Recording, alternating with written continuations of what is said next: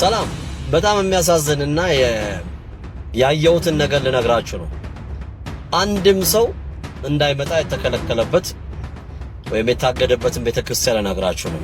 የኢትዮጵያን ባንዲራ የሚሰቅሉት ኦርቶዶክስ ብቻ ናት። ዮኒ በአሰቦት ገዳም አካባቢ የሚኖሩ ከ50 በላይ የሆኑ አባወራዎች መፈናቀላቸው ነው የተሰማው። የአርሲ ክርስቲያኖች በዚህ ሰዓት እንዴት አምሽተው ይሆን? አንድ ክርስቲያን ሲሞት እኮ ሲኖዶሱ በጣም ውሳኔ ማሳለፍ አለበት። መሐመድ የተናገረው ኢትዮጵያውያን ተጠንቀቁ። አሁን እነ ሙጂብ አሚኖ እንዲቀሰቅሱ እየተደረጉ ነው። መስቀል አደባባይ ስሙን እየቀየሩ ነው። ኢድ አደባባይ እያሉት ነው።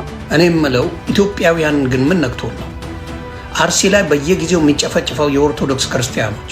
ጠቅላይ ሚኒስቴሩ ያልሰሙት ነገር አለ። እባካችሁን ይህንን ሜሴጅ እኔ ከዚህ በፊት ጠይቄ አላቅም። እንደዚህ ነገር ግን ፕሊዝ ሼር። ሀገራችን ከመቼውም ጊዜ በላይ ሰላም ርቋታል። ሰላም ጠምቷታል። ወጥቶ መግባት ብርቅ ሆኗል። ሰላም ካደረ ሰላም ውሎ ማደር አይቻልም። ሰላም ከተዋለ ሰላም አይታደርም። ሰላም ጤና ይስጥልኝ። እንዴት አደራችሁ? እንዴት ዋላችሁ? እንዴት አመሻችሁ? አምላከ አበው ቅዱስ እግዚአብሔር ስሙ ዛሬም ዘወትር የተመሰገነና የተወደሰ ይሁን። በወቅታዊ ጉዳዮቻችን ተመልሰናል። ዛሬ የብፁዕ አባታችን የቅዱስነታቸው የአቡነ ማትያስ የ13ኛ ዓመት በዓለ ሲመት እየተከበረ ይገኛል። እንኳን አደረሶ ማለት ወዳለሁኝ። እናንተም በኮሜንት ላይ እንኳን አደረሳችሁ በልልኝ። በወቅታዊ ጉዳዮቻችን ከአርሲ ጋር በተገናኘ ዘመድኩን እንዲያነሳውም ሀሳብ አለ። ትላንትና ያነሳው ሀሳብ እሱንም እንመለከታለን። አዲስ አበባ ከተማ ላይ ሆኖ ቤተክርስቲያን እንዳይክል የተከለከለበት ቦታ ደግሞ አለ።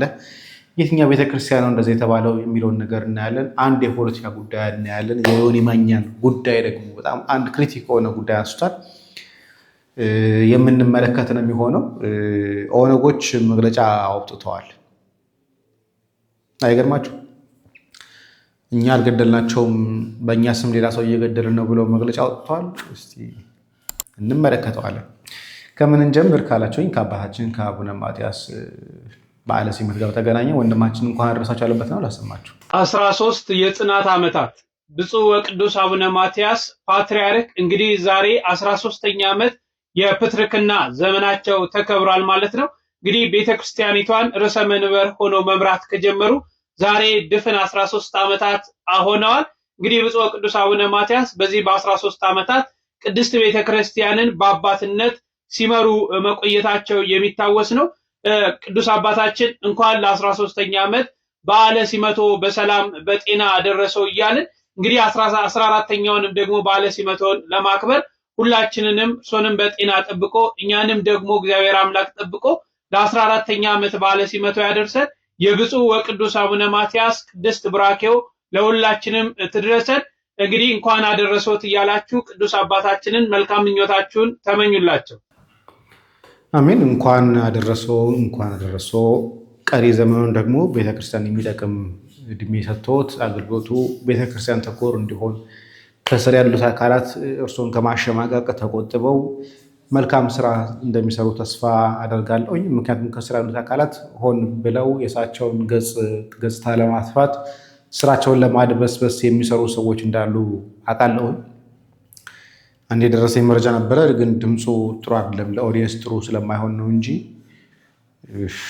እየደረሱ ያሉ መረጃዎች ደስ አይሉ። ሆኖ መድኃኒዓለም ይጠብቅልን አባታችንን።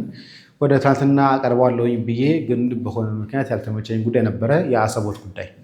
በአሰቦት ገዳም አካባቢ የሚኖሩ ከ50 በላይ የሆኑ አባወራዎች መፈናቀላቸው ነው የተሰማው። እነዚህ አባወራዎች በተከፈተባቸው ተኩስ ቤታቸውን ጥለው መሰደዳቸው ነው የተነገረው። ከባለፈው ማክሰኞ ከምሽቱ 1 ሰዓት አካባቢ በሜሶ ወረዳ በቲሳ ሮሮ ቀበል በገዳም አካባቢ ከዓመታት በላይ ሲኖሩ የነበሩ ከ50 በላይ የሆኑ ኦርቶዶክሳውያን አባወራዎች ማንነታቸው ባልታወቁ ኃይሎች በተከፈተባቸው ተኩስ ቤታቸውን ንብረታቸውን ጥለው ወደ ገዳሙና ከተማ መፈናቀላቸው ተገልጿል። እነዚህ አባወራዎች ቀበሌያቸው ሙሉ በሙሉ ለቀው ወጥተዋል ተብለዋል። የኦርቶዶክሳውያን መፈናቀል መነሻው ማንነት መሰረት ያደረገ ስለመሆኑ መረጃዎች ያስረዳሉ። ኦርቶዶክሳውያን ቴሌሚዲያን ኮፒ ሊንክ፣ ሼር፣ ሪፖስት አድርጉ። እናመሰግናለን። እንግዲህ ይህ አሰቦት ከአሰቦት ተፈሪ ትንሽ ወጣ ብሎ ከሌላ ደግሞ ሲመጣ ያለች አንድና ብርቅዬ በምስራቅ ላይ ያለን ገዳም ነው። በነገራችን ላይ አንድና ብርቅዬ በምስራቅ ኢትዮጵያ ያለ ጥንታዊ ገዳም እሱ ብቻ ነው ያለው። ሌሎቹ ትንሽ ገዳማት ናቸው፣ በቅርብ የተመሰረቱ ናቸው። ግን እንደ አሰቦት ያለ ገዳም ግን የለንም። ይህንን ገዳም ግን በምስራቅ ብቸኛ የሆነውን ገዳም ግን ለማጥፋት የሚካሄድበት ርቀት ግን ከባድ ነው። ስለዚህ በአካባቢ ያሉ ማህበረሰቦችን 50 አባወራዎችን አፈናቅለዋል። ቀላል አይደለም፣ ቀላል አይደለም። እየተሰራ ያለው እየተካሄደ ያለው ኦርቶዶክሳዊ ማጥፋት ሂደት ቀላል አይደለም። ታዲያ እንደዚህ ርቀን ከምናስብ ደግሞ አዲስ አበባ ያለውንስ ምን እየተደረገ ነው የሚለውን ነገር ደግሞ ላሰማችሁ። ሰላም። በጣም የሚያሳዝንና ያየሁትን ነገር ልነግራችሁ ነው። አንድም ሰው እንዳይመጣ የተከለከለበት ወይም የታገደበትን ቤተክርስቲያን ልነግራችሁ ነው። በጣም ነው የሚያሳዝነው። ያውም በዚህ በጾም ወቅት አንድም ሰው እንዳይመጣ እናጅሬ ከልክለዋል። እናንተ በየክልሉ እየተጓዛችሁ ቤተክርስቲያን የምታሰሩ የምትሰሩ ማህበራት፣ ምዕመናን፣ የቤተክርስቲያን አገልጋዮች፣ ታዋቂ ሰዎች በየቤተክርስቲያኑ ግንባታ እያፈረሳችሁ በግንባታ ላይ ግንባታ የምትገነቡ የቤተክርስቲያን አስተዳዳሪዎች ይሄ እናንተን ይመለከታል። ይሄ እንግዲህ አስገራሚው ምዕመናን እንዳይገቡ ወይም የተከለከለበት ቤተክርስቲያን አይገርምም? እዚሁ አዲስ አበባ ውስጥ ነው ይሄ ቤተክርስቲያን። እዚህ ቤተክርስቲያን ሰው እንዳይመጣ አጅሬ ቢከለክሉ መምህራኑ ግን በባዶ ግቢ ጉባኤያቸውን አላቋረጡም። ባዶ ግቢ ላይ እንደምትመለከቱት ሰው እንዳይገባ የተከለከለበት ይሄ ቤተክርስቲያን እዚሁ አዲስ አበባ ነው። የካ ክፍለ ከተማ ኮተቤ መምህራን ኮሌጅ ወይም የትምህርት ዩኒቨርሲቲ የተባለው አሁን በ2 ኪሎ ሜትር ርቀት ላይ በእግር 20 ደቂቃ 15 ደቂቃ አይፈጅም፣ በመኪና ደግሞ 5 ደቂቃ አይፈጅም። ከኮተቤ መምህራን ኮሌጁ ጀርባ ነው ያለው። ይህ በአዲስ አበባ ክልል ያለ ቤተክርስቲያን ጸበሉ ፈዋሽ ተአምረኛ ቢሆንም በመጽሐፍ ቅዱስ ላይ ዘፍጥረት 18 በመምሪያ አድባር ስር ተቀምጦ እንግዶች እንዳይመጡ እንዳይገቡ የተከለከለው አብርሃም በናጅሬ ስላሴዎችን ለመቀበል ተገኝቷል፣ በቅቷል። እነዚህ ሰዎች እንደምታዩቸው በባዶ ምንም ሰው በሌለበት ሁለት ህፃናት ባሉበት ትምህርታቸውን አላቋረጡም። አጅሬ ሰይጣን በዚህ ሰዓት አብዛኛውን ሰው ልመጣ እየፈለገ ከመንገድ እየከለከለ እያስቀረ በየመጠጥ ቤቱ በየቁማር ቤቱ ቢያደርግም እነዚህ ሰዎችና እነዚህ ህፃናት ግን በፍጹም አላቋረጡም እንደምታዩት።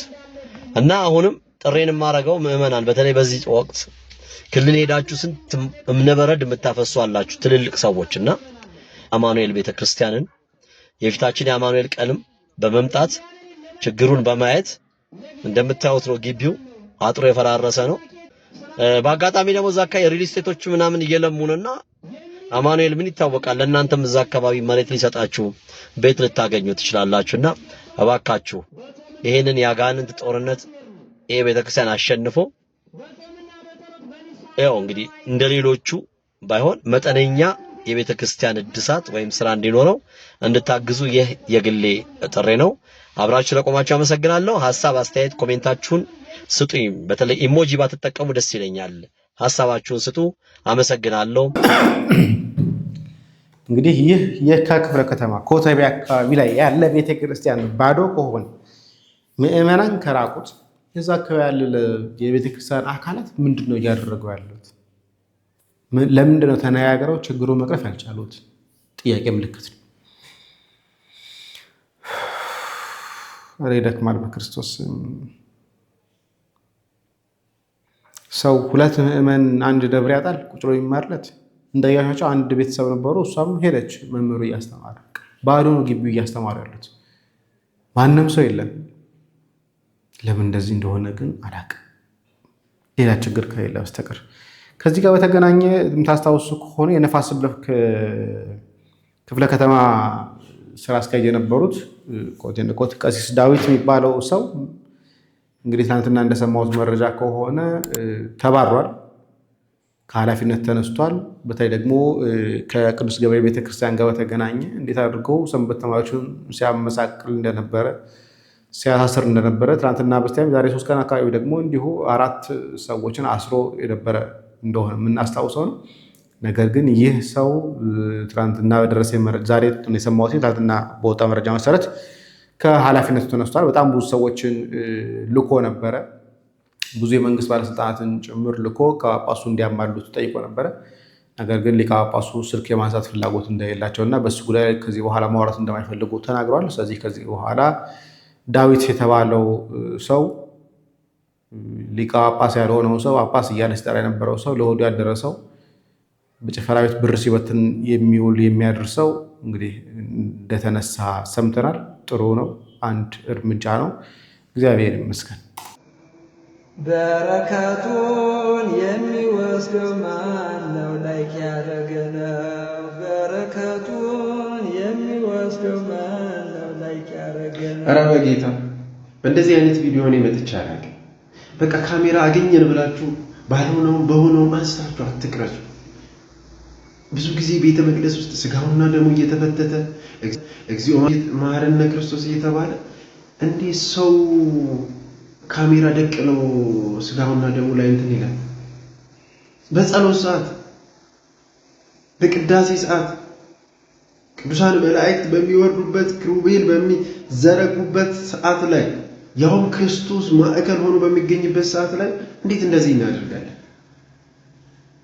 አሁን ደግሞ ባልሆነም በሆነው አካችሁ ታው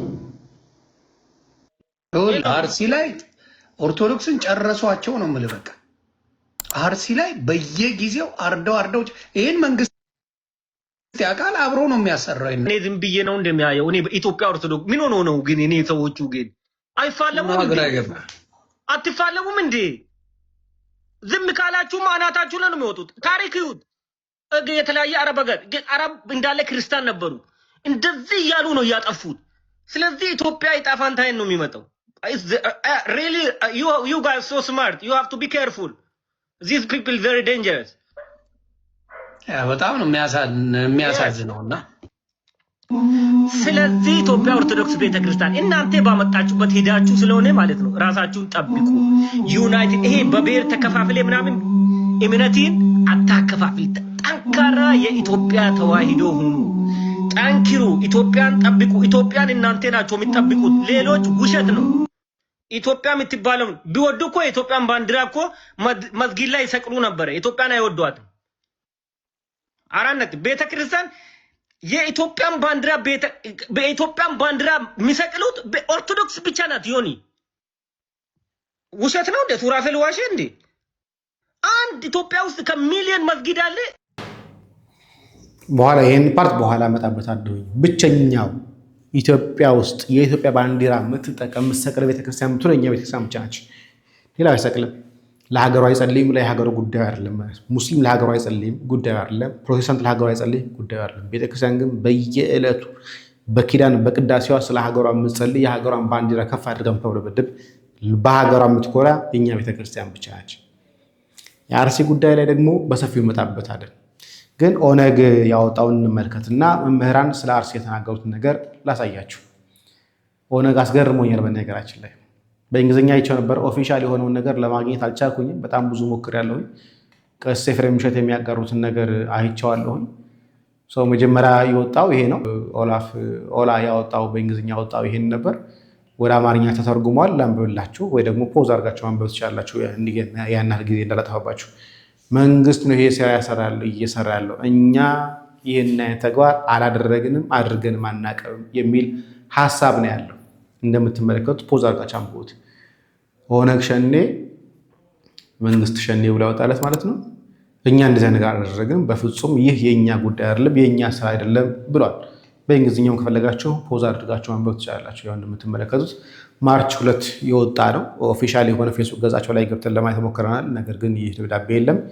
ቀሲስ ኤፍሬም እሸት ከየት እንዳገኙት አላውቅም፣ ግን ሚዲያ ላይ እየተመላለሰ ስለሆነ ነው። ስለዚህ የኛ አይደለም ብሎ ማህተሙ እንደምትመለከቱ ያው እዚህ ጋር ተቀምጧል ማለት ነው። የሆነ ሆኖ ወደ ሌሎች ቪዲዮዎቻችን እንግባ።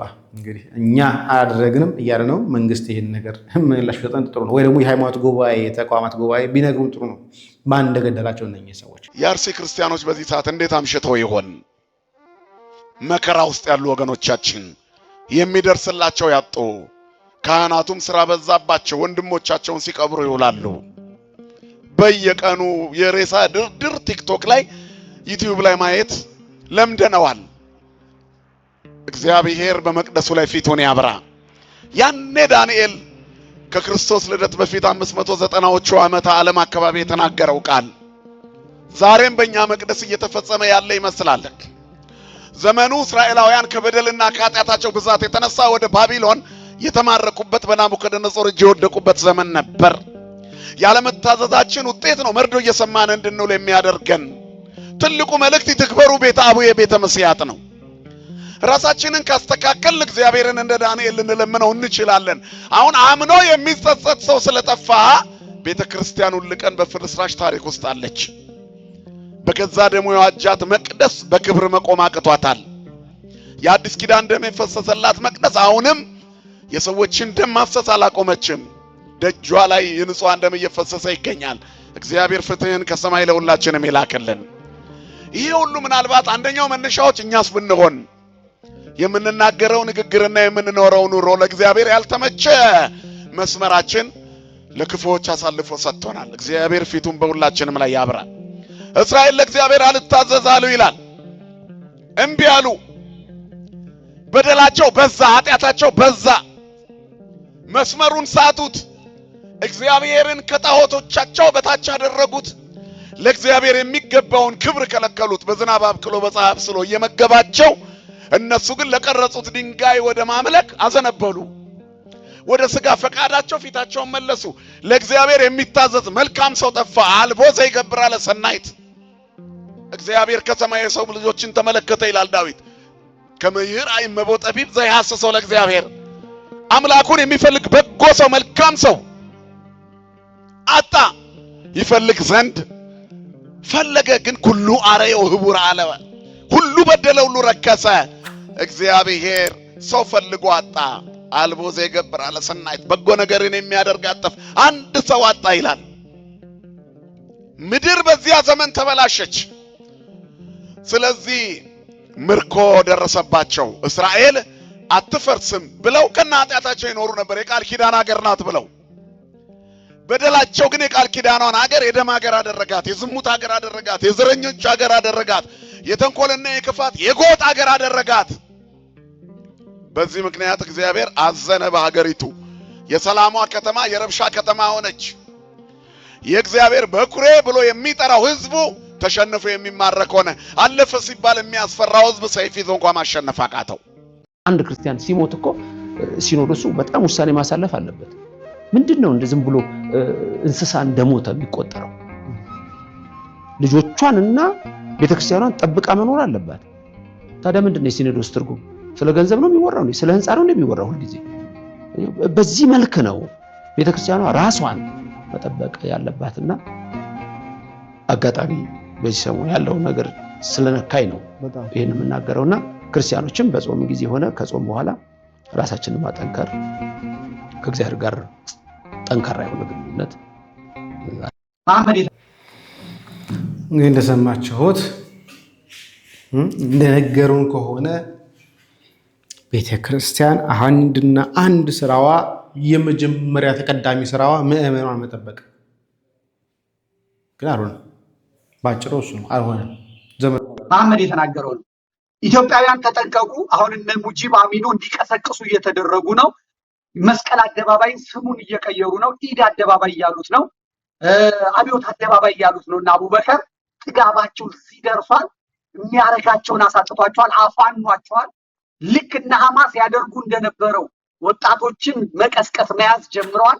5 ሚሊዮን ወጣትን እንመዘግባለን ብለዋል። ለጂሃድ ለማዘጋጀት ለእርድ ለማዘጋጀት ኦፊሻሊ ነው እየሰሩ ያሉት። የደህንነት ሚኒስትሩ እስላም ነው፣ የስርቄ እስላም ሬድዋን ሁሴን ነው። ጠቅላያቸው አብይ አህመድ ነው። እንደምታዩቸው በኢድ አደባባይ እያሉ ነው። ህጋዊውን ዓለም አቀፍ የመጠሪያ ስም መስቀል አደባባይ የሚለውን እየሻሩት ነው። አፍልተዋል፣ ብቻ አፍልተዋል። ቀላል አይገልጠውም። መተንፈሱ አይቀርም። እያንዳንዱ ይተነፍሳል። ኢትዮጵያውያን ኦርቶዶክሳን እየታረዱባት ብቻ የምትቀር ሀገር የለችም። አብሮ ነው የሚታለቀው፣ አብሮ ነው የምትሞተው፣ አብረ ነው የምትወድመው። አንተ እያበብክ፣ አንተ እየበላ፣ አንተ እየዘረፍ፣ ሌላው እየከሰረ፣ ሌላው እየተጠረገ፣ ሌላው ገበሬ ንጹህ ገበሬ እየታረደ አይኖርም። እነግርሃለሁ። ስልጤን አትወክሉም እናንተ ግን አፍልታችኋል። ጥሩ አይደለም ይሄ። ይሄ ጥሩ አይደለም። እየተመዘገበ ነው፣ እየታየ ነው። ይሄ ድፍረት በመንግስት ፍቃድ ማለት ነው። በመንግስት ፍቃድ በኢትዮጵያ ውስጥ በመስጊድ ተቀምጦ በአማርኛ ቋንቋ እስራኤል ላይ የጦር ዘመቻ የከፈቱ ከዛ ኢትዮጵያ እንዲያደርገኝ አማራ እንዲያደረገኝ እንዲባል ይሄን እየሰሩ ያሉት ጽንፈኛ የዋሃቢ እስላሞች ናቸው። እስራኤላውያን ይሄን ስሙ፣ እስራኤላውያን ተመልከቱ። እናንተ የምትደግፏቸው ኩሽ ብላችሁ አብራችሁ የምትንኮሻኮሿቸው ናቸው ይሄን እያደረጉ ያሉት። አይመለከትም። ይሄ እስላም ለተናገረው አያገባንም። የኢትዮጵያ አቋም አይደለም፣ የኢትዮጵያን አቋም አይደለም። አምጣ ያንን ፓስ እንትናቸውን መስጊዳ እንትናቸውን አምጣ። የመጀመሪያ አይደለም በአርሲ ጉዳይ እኔ በጣም የሚገርመኝ የኦርቶዶክስ እምነት ተከታዮች ስርዓቱን ደግፋችሁ እየተከላከላችሁ እኛ ታዲያ ምን እንበል? አርሲ ውስጥ ይሄው ብልጽግና የሚባል ስርዓት ከመጣ ጀምሮ የሃይማኖት አባቶች ሲታረዱ፣ ቤተክርስቲያን ስትቃጠል፣ ምዕመናን ሲገደሉ ስንት ዓመታቸው እንጮሃለን። ግን ይሄ ነገር እንዳይሰማ የሚከላከሉት ግን ስርዓቱንም ደግፈው የያዙት ኦርቶዶክስ ነን የሚሉ አርቲስቶች በላቸው፣ ባለስልጣን በላቸው፣ በተለያየ ዘርፍ ያሉ ማንም ድምጹን አያሰማም። ኦርቶዶክስን የማጥፋት ዘመቻ አንደኛ ብልጽግና በሚባለው ፓርቲ ተዋቅሮ እየተሰራ ነው። አርሲ ላይ የሚሞተው ኦርቶዶክስ በእምነቱ ለምንድን ነው እንኳን ብሎ የሚጠይቅ አንድም የለም። ሰላማችሁ ይብዛ ቤተሰብ። በጣም ስሜታዊ ሆኛለሁ ዛሬ። እኔ የምለው ኢትዮጵያውያን ግን ምን ነክቶን ነው? አርሲ ላይ በየጊዜው የሚጨፈጭፈው የኦርቶዶክስ ክርስቲያኖች ኦርቶዶክስን ምንም ኦርቶዶክስ ስለሆኑ ብቻ በየጊዜው እየተጨፈጨፈ፣ እናንተ ግን አብዛኞቻችሁ ስለ አሜሪካና ስለ ኢራን ጉዳይ ያዙ ይልቀቁኝ ትላላችሁ። ህሊና ግን አላችሁ? ኢትዮጵያ ላይ ንጹሃን መኖር የለባቸው? ኦርቶዶክስ ስለሆኑ ብቻ በየጊዜው በዚህ መንግስት መገደል አለባቸው፣ መጨፍጨፍ አለባቸው? ይህንን ነገር 1000 ጊዜ ተደርጎ የለ? ሌላው ምንድን ነው? ስለ ትዝታው ሳሙኤል ብለው ፖለቲካ ሊጀምረው አሉ። እሱ ያለው አሜሪካን ሀገር፣ እሱ የገባው አሜሪካን ሀገር። እናንተ ለማስደሰት ብለው እዛ ያልሆነ ነገር ሲሏችሁ ባንኩ ታግዷል፣ ምኑ ታግዷል፣ ኢትዮጵያ ይኖራል እንዴ? እሱ አሜሪካን የሚኖር ሰው ኢትዮጵያ ውስጥ ባንክ ላይ ታግዶበታል እያላችሁ ያዙ ልቀቁኝ ስትሉ አይቼ በጣም ነው የገረመኝ። አሁንም ኢትዮጵያዊ ከሆናችሁ ምንም ያላጠፉ ከምንም ጋር ባልተገናኘ ሁኔታ አርሲ ላይ በየጊዜው እየተጨፈጨፉ ለሚገደሉ የኦርቶዶክስ ምዕመናን ድምፅ ሆኑ። እኔ ሙስሊም ብትሆን፣ ኦርቶዶክስ ብትሆን፣ ፔንቴኮስታል ብትሆን ወረቫ ኢትዮጵያ ላይ ምንም ሳታርግ በእምነት ተለይተ ተነጥለ የምትገደል ከሆነ ድምፅ ከመሆን ወደኋላ አለ። ስለዚህ አሁንም በሚያሳዝን ሁኔታ አርሲ ላይ ለሚጨፈጨፉት መንግስት ዝም ያለበት ምክንያት ሊገባኝ አልቻለም። በጭራሽ ሊገባኝ አልቻለም። ቴክኒካሊ ማድረግ የፈለገው ምንድን ነው? ኦሮሚያ ላይ ኦርቶዶክስ የሚባል ሃይማኖት አንፈልግም ነው። ኦሮሚያ ላይ ሳይሆን ልንገር፣ ግብፅ ላይ አለ ኦርቶዶክስ። ኢትዮጵያ ላይ ብታጠፋው ግብፅ ላይ አለ። ግብፅ ላይ ብታጠፋው ገስዋት ራሽያ ላይ አለ። ራሽያ ላይ ብታጠፋ ሩማንያ አለ። አርሜኒያን አሉ፣ ህንዶች አሉ። ኦርቶዶክስን ማጥፋት አይቻልም።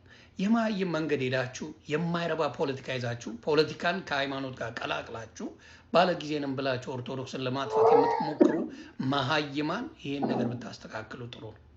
ፍትህ አርሲ ላይ በየጊዜው ለሚጨፈጨፉ ኦርቶዶክሶች ፍትህ ላሉ። ሰላማችሁ ይብዛ። እናመሰግናለን። ትንሽ ቅድም ምራቅ ትን ብሎ ነበርና እስካሁን ድረስ አልለቀኝም። ከተጠይቃለ ደሱ እናመሰግናለን። እንግዲህ ሆን ተብሎ ኦርቶዶክስን ለማጥፋት ይህን ያህል ይኬዳል። ማጥፋት አይቻልም ወይ? ይቻላል። ኦርቶዶክስ ማጥፋት ይቻላል። ዝም ካልን ይቻላል። ምን ነገር ካላደረግን ይቻላል። በምን አወቅ ካላችሁኝ እነ ቱርክ ማየት። ቱርክ የክርስቲያኖች የኦርቶዶክሳውያን መቀመጫ ነበረች ነች። የኒቂያ ጉባኤ የቆስጥንጠኛ ጉባኤ የተካሄደባት ማለት ኒቂያ የምትባለው እሷ ቱርክ ነች። በነገራችን ሌላ ጋር አለች። የቅዱስ ዮሐንስ አፈወርቅ መንበር የነበረባት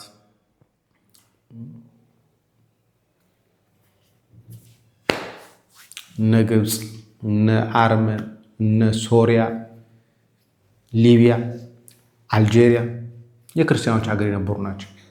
ብዙ ሊቃውንትን ብዙ ቅዱሳን ያፈሩ ሀገሮች ነበሩ።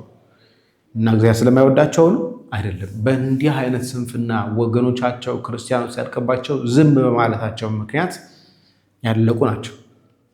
ስለዚህ አሁንም ኢትዮጵያ ኦርቶዶክስ ተዋሕዶ ቤተክርስቲያን ዝም ባለች ቁጥር የምእመኗ ቁጥር ዳርዳሩ እያለቀ ሲመጣ መሀል ላይ ያለው ቀስ ብሎ በአንድ ጊዜ ማለቅ የሚችል ነገር ነው። ዶክተር አብይም ብሎ የሆነ ጊዜ ላይ በአንድ ሌሊት 100 ሺዎች ታርደው ማድረግ ይችላሉ አዲስ አበባ ላይ ብለዋል። እውነቱን ነው፣ ይችላሉ፣ አቅም አላቸው። እና ዝምታ ዛሬም ነገም ዋጋ የሚያስከፍል ይመስላል። ግን ዶክተር አብይ ስል ትዝ አለኝ። አብይ ሰምቶ ይሆን ምን እየተካሄደ እንደሆነ? ጠቅላይ ሚኒስቴሩ ያልሰሙት ነገር አለ። እባካችሁን ይህንን ሜሴጅ እኔ ከዚህ በፊት ጠይቄ አላቅም እንደዚህ አይነት ነገር፣ ግን ፕሊዝ ሼር ኮፒ ሊንክ ምናምን ነው የሚባሉ እንዳለ ነገር አርጉት፣ የምታደርጉትን ነገር እና ይሄ ሜሴጅ ለባለቤታቸውም አዙሪያቸው ያሉትን የካቢኔ አባሎች፣ ሌላውም አሰስገሱሱም ካድሬ ከሰማ ካደረሳቸው ያድርስላቸው። ትላንትና 21 ሰዎች በአሰቃቂ ሁኔታ ምስራቅ አርሲ ውስጥ ተገለዋል። 8 ሰዎች የት እንዳሉ አይታወቅም፣ ኪድናፕ ተደርገዋል። ይህ ሁሉ ነገር ሲሆን ጠቅላይ ሚኒስቴሩ አያውቁም፣ አልሰሙም። ለምን እንደዚህ እንዳልኩ ነግራቸዋለሁ። ጠቅላይ ሚኒስቴሩ ፔጅ ላይ አሁን ገብቼ ሳይ የአዘርባይጃን ትሪፓቸው፣ ከዛ ቀጥሎ ደግሞ የሆነ የኢፍጠር ፕሮግራም ላይ ግብዣ ላይ ነው የተገኙት። በእኛ ባህል ሀዘን ሲኖር ሰው ድግስ አይደለም ሰርግ ራሱ እንትን ሊባል ይችላል፣ ሊተላለፍ ይችላል ቀኑ። እሳቸው እዛ ቁጭ ብለው አፍጤር ሲያደርጉ ምናምን ያዩ ሰዎች ምን ሊሉ ይችላሉ? አረ ይሄ ነገር መንግስት ይሆናል ኦርኬስትሬት ያደረገው። እንዴት እዛ ጋር ኦርቶዶክሶች ተገለው እዚህ ጋር የሙስሊሞች አፍጠር ላይ እንዴት እዚህ ተገኝቶ እሱ ይበላል ይጠጣል፣ አፈር አባቱ ይብላ የሚሉ ሰዎች ሊኖሩ፣ እነዚህ ተቃዋሚዎች እንደዛ ሊሉ ይችላሉ። ሁለተኛ እኔ እኚህ ጠቅላይ ሚኒስቴር ከምኒልክ ቀጥሎ የዋሁ መሪ ናቸው ብዬ ከዚህ በፊት አውርቼ አውቃለሁ። ለምን እንደዚህ እንዳልኩ ነግራችኋለሁ። ግን ለምን እንደሆነ ታውቃላችሁ? ድሮ የመጡ ጊዜ ትዝ ይላችኋል። እኚህ ሰው እንኳን ለሰው አይደለም ለቦሌ ዛፎች የሚራሩ እያልኩኝ ቦሌ በቦጤ ውሃ ሲያጠጡ ራሳቸው እየነዱ ገብቷቸዋል። ሴም ቲንግ እንትና ማን ነው እምዬ ምኒልክ በ1988 ዓመተ ምህረት ለሙሴ ሽፍኔ የጻፉትን ደብዳቤ ጫፉን ላንብብላችሁ ምን እንዳሉ። ለምን ሁለቱ በጣም ደግ መሪዎች ናቸው እንዳልኩ ታውቃላችሁ። ያን በጥጋባቸው አድዋ ላይ ተዋግተው ድል ሆኑ። እኔ ግን በድንቁርናቸው ብዛት የእነዚያን ሁሉ ክርስቲያን ደም በከንቱ መፍሰሱን እያየው ድል አረኳቸው ብዬ ደስ አይለኝም። ይሲ ይኸውላችሁ እንደዛ ቀጥቅጣው የዛ ሁሉ ሰው ደም አፍስሰው እንኳን ምኒልክ አሸንፏቸው እንኳን ይጸጸታሉ፣ የዛ ሁሉ ክርስቲያን ደም መፍሰሱ። ታዲያ እኛ እዚህ ቁጭ ብለን ያ ሁሉ ኦርቶዶክስ እዛ ሲታረድ ሀዘን እያለ እዚህ ጋር ሌላ ነገር ማድረግ ምን ያስብላል? ጥያቄ አያስነሳም ወይ? ለምን የረመዳን ጾም ሲገባ የአብይ ጾም በዛው ሳምንት ነው የገባው።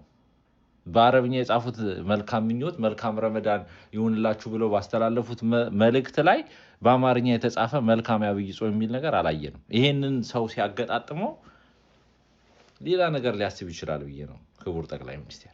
ኦልራይት እንደገና ደግሞ ሰው ይሄ ሁሉ ሰው ሲገደል እርሶ ይሄንን የሀዘን መግለጫ እንደ ትልቅ ነገር አይተው ካላወጡት ሌሎችስ ሀገሮች እንዴት ነው? አሁን ለምሳሌ እዚህ ካናዳ ውስጥ እንደዚህ አይነት እንትን ቅርብ ጊዜ ነበረ፣ የሆነ ማስ ሹቲንግ ነገር ነበረ ወደዚህ ወደ ቢሲ አካባቢና በቃ የሀዘን መግለጫ ያላከ መንግስት የለም። የኛውም ጠቅላይ ሚኒስቴር ካርኒም ትሪፖቹን ሰርዞ ብዙ ትሪፖቹን ሰርዞ ሀዘኑ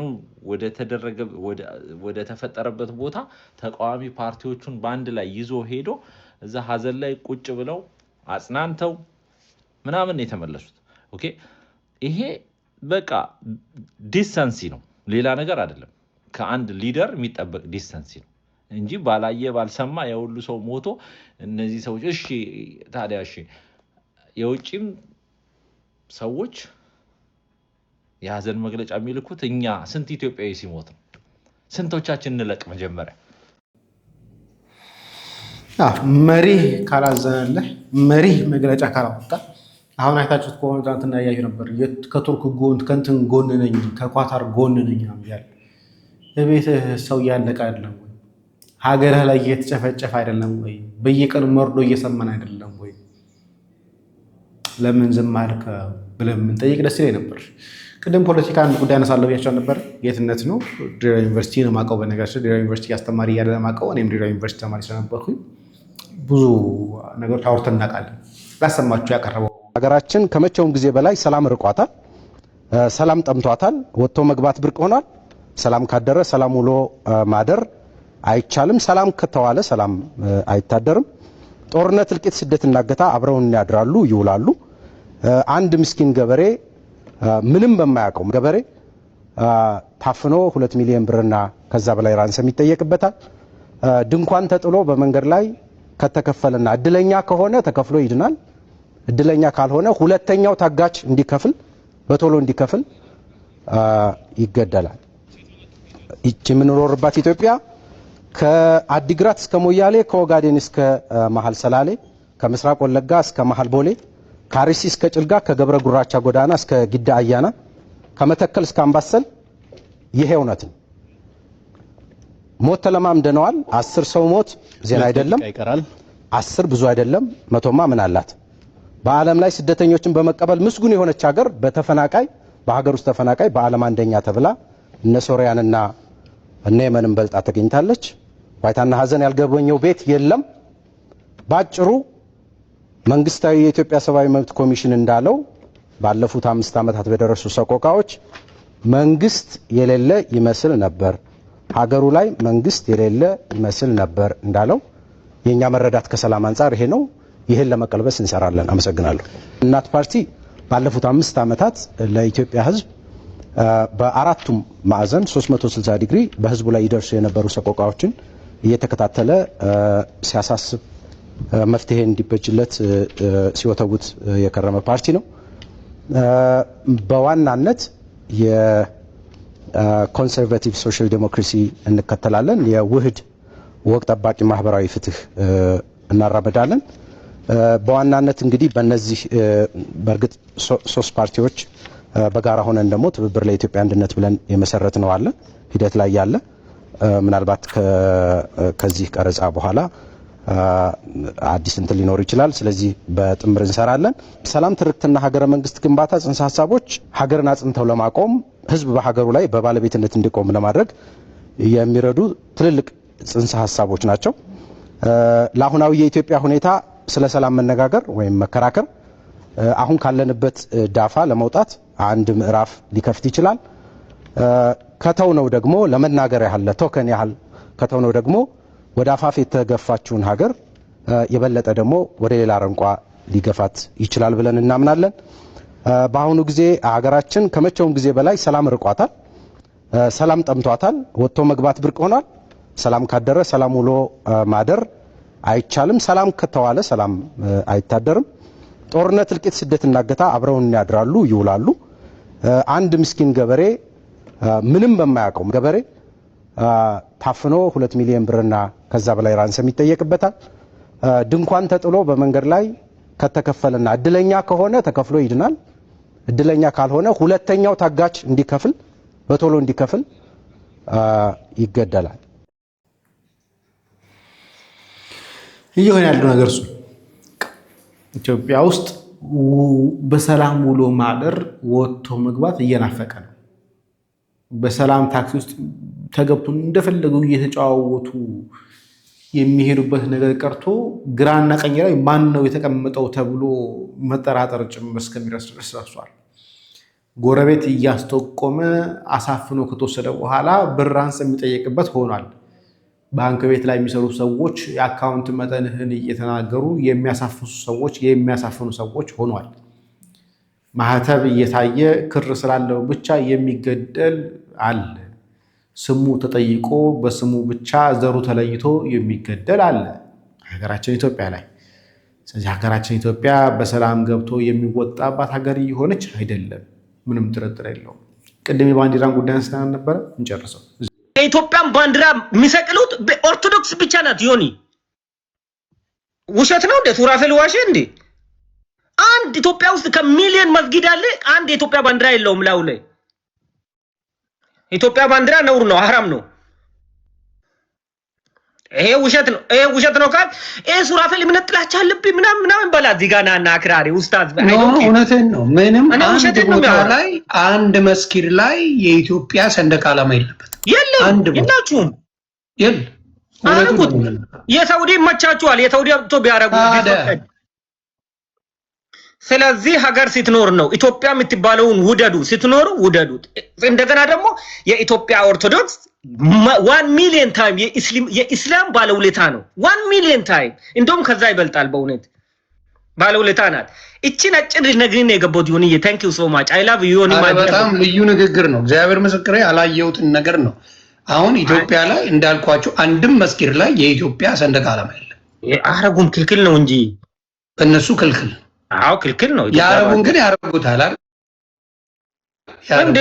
የሳውዲ ቢፈቀድ እዛ ገጀራውን አምጥቶ እንደዚህ ያደርጋሉ። ገጀራ አለበት ባይዶ ጎራዴ። አዎ ሁለቱም እንደዚህ ያለ ሁለት ሶርድ ነው ያለው። ጎራዴ አለ እንደዚህ። በደንብ አለ ሁለት ጎራዴ ነው ያደርጉ።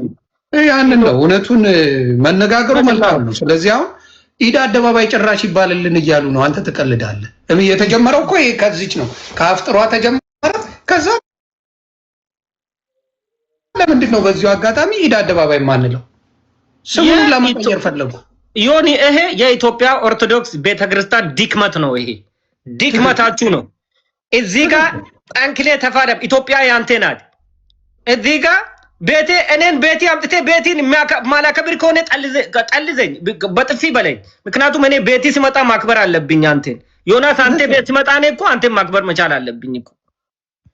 ኢትዮጵያን ረጅም ጊዜ ስንት ሺህ ዓመት እኔ አሁን ነጭ ሀገር ነው የምኖር ዮኒ። ኢትዮጵያን ስለ ኦልድ ሂስትሪ ክርስቲያኒቲ ይላሉ። በእውነት እንደዛ ነው። ኦልድ ሂስትሪ ክርስቲያኒቲ ይላሉ። ከመሬት ውስጥ አክሱምን ነው የሚነግሩን። እንደገና ደግሞ ላሊበላን ነው የሚናገሩ። አውጥቶ እዚህም ቦታ እጅ ማለት ነው የሚፈልገው ሱራፌል ይላሉ። ላሊበላን ኦፍ ኮርስ ያ ነው የሚያሳዝነ ገባ። አሁን ጭራሽ መጥተው እዚህ ደረጃ ያደረሰው ደግሞ ይሄ መንግስት ነው ገባ።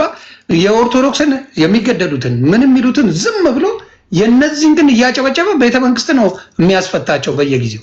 መብቱ ነው ያደርገው። አዶን ኬር ባይ ዘ ወይ የኢትዮጵያ መንግስት ይሄ ቀራቅንቦ ብልጽግና እኔ ኢትዮጵያ ላይ ከኢትዮጵያ በላይ አይደላችሁ። ኢትዮጵያን የምትባል ኢትዮጵያ እኛ ሀገራችን እንፈልጋለን። የኢትዮጵያን ታሪክ እንፈልጋለን። የኢትዮጵያ ኦርቶዶክስ ቤተክርስቲያን ደግሞ ለኢትዮጵያ ባለውለታ ናት። ለማንኛውም ህዝብ፣ ለሙስሊሙ፣ ለየትኛውም፣ ለካቶሊኩ እዛ ውስጥ ላለው 135 ሚሊዮን ህዝብ። ስለዚህ እሷን ጠብቋት። ስለዚህ እዛ ሀገራችን ላይ ቁጭ ብሎ የሆነ ነገር አክራሪነትን አባዜ ምናምን የሚያመጣውን ሰው እርምጃ ውሰዱበት። አንፈልግም። ተቻችለን አንድ ላይ እንኑር። አርሲ ላይ ኦርቶዶክስን ጨረሷቸው ነው የምልህ። በቃ አርሲ ላይ በየጊዜው አርደው ይሄን መንግስት ያውቃል። አብሮ ነው የሚያሰራው ይሄን ነገር ገባ። እናስወጣለን ነው ዮናስ። እኔ ሰው ሲያርደኝ እኔ ዝም ብዬ ነው እንደሚያየው። እኔ በኢትዮጵያ ኦርቶዶክስ ምን ሆኖ ነው ግን? እኔ ሰዎቹ ግን አይፋለሙም እንዴ? አትፋለሙም እንዴ? ዝም ካላችሁ ማናታችሁ ነው የሚወጡት። ታሪክ ይሁት የተለያየ አረብ እንዳለ ክርስቲያን ነበሩ። እንደዚህ እያሉ ነው እያጠፉት። ስለዚህ ኢትዮጵያ ይጣፋንታይን ነው የሚመጣው። really you guys so smart, you have to be careful, these people very dangerous። በጣም ነው የሚያሳዝነውና በጣም አደገኞች ናቸው። እውነታው ይሄ ብቸኛ ሀገሯን የምትወድ ብቸኛ ለሀገር የምትጸልይ ብቸኛ ሰላምን የምትወድ ብቸኛ ሰላምን የምትሰብክ እንግዳ ሲመጣ እግር አጥባ የምትቀበል ውሃው ሳይደርቅ ተመልሶ ሰይፍ የሚነሳባት እምነት የኢትዮጵያ ኦርቶዶክስ ተዋሕዶ ቤተክርስቲያን ብቻ ነች። እርግጥ ነው ክፉን በክፉ አትመልሱ ተብለናል። ክፉን በክፉ ግን ምን ላይ የሚለው ነገር ደግሞ ይታያል፣ ይተረጎማል። እና ቤተክርስቲያንህን ሀገርህን እባክህ ነቅተህ ጠብቅ። ጎረቤትህ ማን እንደሆነ ወቅ ላይ ምንድን ነው የሚሰራው፣ ምንድን ነው የሚያደርገው፣ የት ነው የሚውለው የሚለውን ነገር ላይ ነገ ሰይፍ የሚያነሳብህ የሚያርድህ መረጃ ቀብሎ የሚያሳግትህ ይኸው ጎረቤት ያለው ነው። እዚህ ላብቃ። ሰላም እግዚአብሔር ከእናንተ ጋር ይሁን። ቸር ቆዩ።